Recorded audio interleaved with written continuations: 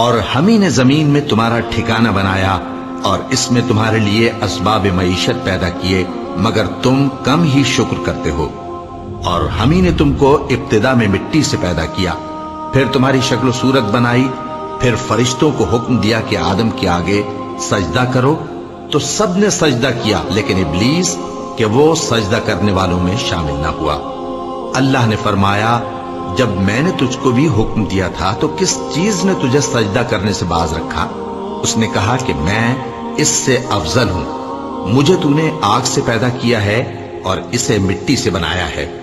فرمایا، تو بہشت سے اتر جا، تجھے شایع نہیں کہ یہاں تکبر کرے، پس نکل جا کہ تو ذلیل لوگوں میں سے ہے۔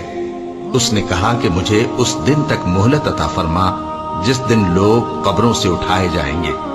فرمایا، اچھا، تجھ کو مہلت دی جاتی ہے۔ بولا کہ مجھے تو نے گمراہ کیا ہی ہے، میں بھی تیرے سیدھے رستے پر ان کو گمراہ کرنے کے لیے بیٹھوں گا، پھر ان کے آگے سے اور پیچھے سے اور دائیں سے اور بائیں سے، غرض ہر طرف سے آؤں گا، اور تو ان میں اکثر کو شکر گزار نہیں پائے گا۔ اللہ نے فرمایا، نکل جا یہاں سے پاجی مردود، جو لوگ ان میں سے تیری پیروی کریں گے میں ان کو اور تجھ کو جہنم میں ڈال کر تم سب سے جہنم کو بھر دوں گا۔ اور اے آدم، تم اور تمہاری بیوی بہشت میں رہو سہو، اور جہاں سے چاہو اور جو چاہو نوش جان کرو، مگر اس درخت کے پاس نہ جانا ورنہ گناہگار ہو جاؤ گے۔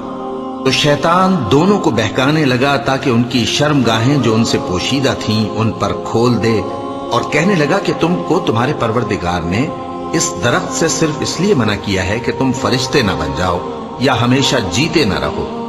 اور ان سے قسم کھا کر کہا کہ میں تو تمہارا خیر خواہ ہوں۔ غرض مردود نے دھوکہ دے کر ان کو معصیت کی طرف کھینچ ہی لیا۔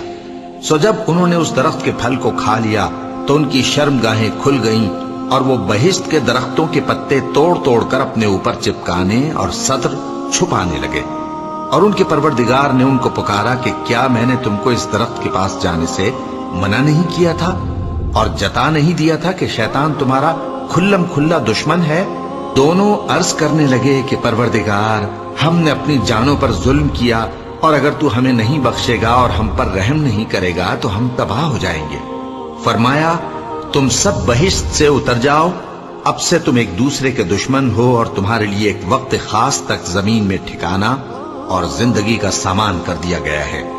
فرمایا کہ اسی میں تمہارا جینا ہوگا اور اسی میں مرنا، اور اسی میں سے قیامت کو زندہ کر کے نکالے جاؤ گے۔ اے بنی آدم، ہم نے تم پر پوشاک اتاری کہ تمہاری شرمگاہوں کو چھپائے اور تمہارے بدن کو زینت دے، اور جو پرہیزگاری کا لباس ہے وہ سب سے اچھا ہے۔ یہ اللہ کی نشانیاں ہیں تاکہ لوگ نصیحت حاصل کریں۔